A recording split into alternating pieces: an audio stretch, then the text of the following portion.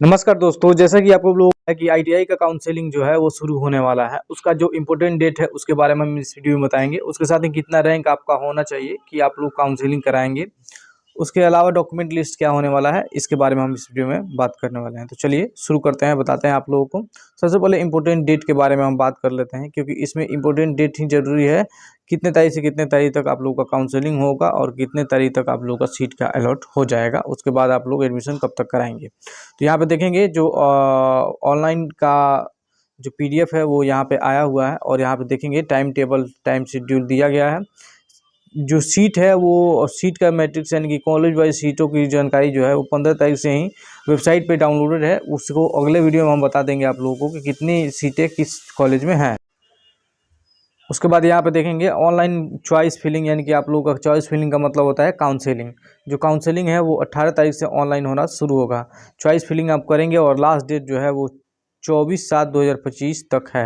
यानी कि 18 से लेके और 24 के बीच में आप लोग ऑनलाइन करके और चॉइस फिलिंग कर देंगे किस कॉलेज में आप लोगों को पढ़ना चाहिए, कौन सा ट्रेड आपको पढ़ना चाहिए, सेकेंड में ट्रेड कौन सा चाहिए। यही जो होता है उसे काउंसलिंग कहा जाता है।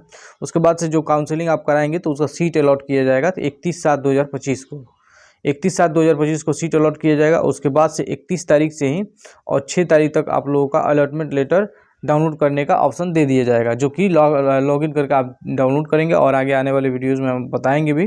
उसके बाद से आप लोगों को डॉक्यूमेंट वेरिफिकेशन और एडमिशन के लिए बुलाया जाएगा। जिस कॉलेज में उठाया होगा वो उसमें 3 तारीख से लेकर और 6 तारीख के बीच में। उसके बाद जो अलॉटमेंट लेटर सेकेंड है वो 14/8 से लेकर 19/8 के बीच में होगा, और उनका जो डॉक्यूमेंट वेरिफिकेशन होगा वो 17/8 से लेके 19/8/2025 के बीच में होगा। यानी कि 2 लिस्ट आएंगी इसमें, और 2 लिस्ट में जिनका नाम आ जाएगा उनका जो एडमिशन है वो हो जाएगा। अब बात कर लेते हैं कि कौन कौन सा डॉक्यूमेंट आप लोगों का लगने वाला है, क्योंकि डॉक्यूमेंट वेरिफिकेशन इसमें मोस्ट इंपॉर्टेंट है। यदि आपका नाम आ जाता है तो डॉक्यूमेंट का वेरिफिकेशन बनाना होगा। अगर जो आपके पास पहले से नहीं, अगर जो तैयार करते हैं आप फाइल, तो हो सकता है कि आपका जो एडमिशन होने वाला हो वो कैंसिल हो जाए। तो चलिए हम बताते हैं कौन सा डॉक्यूमेंट चाहिए। बाकायदा इसमें दिया भी गया है कि कौन कौन सा डॉक्यूमेंट चाहिए। यहाँ पे देखेंगे 14 नंबर में दिया गया है डॉक्यूमेंट वेरिफिकेशन के लिए आईटीआई के पात्रता रखने वाले लोगों के लिए, यानी कि मूल प्रमाण पत्र और दस्तावेज लाना जरूरी है। और इसके लिए जो डॉक्यूमेंट है वो बताया गया है मैट्रिक या समकक्ष, यानी कि मैट्रिक का प्रमाण पत्र आपको लगेगा। जन्म के तिथि के लिए जो है वो लगता है। उसके बाद से औपबंधिक प्रमाण पत्र, अंक पत्र यानी कि मार्कशीट, जाति प्रमाण पत्र आपका लगेगा, आवासीय प्रमाण पत्र लगेगा। इसमें चरित्र प्रमाण पत्र मांग रहा है, लेकिन ये कन्फ्यूजन है क्योंकि ये लगता नहीं है, लेकिन आप लोग बनवा लेंगे इसे। उसके बाद विवरण पुस्तिका में देखेंगे कि आप लोगों का आप लोग जो काउंसलिंग कराएंगे उस काउंसलिंग का जो है वो उसका रिसिप्ट निकलेगा, उसका भी चाहिए। उसके बाद कॉपी ऑफ आधार का कॉपी चाहिए। यदि आप जिस कैटेगरी से आते हैं ईडब्ल्यूएस या ओबीसी, तो उसका जो जाति है वो बनवा लेंगे आप लोग।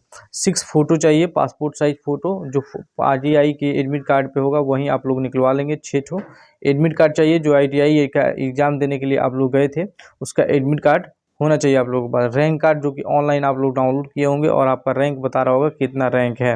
आगे हम बताएंगे कितना रैंक तक आप लोग भरेंगे।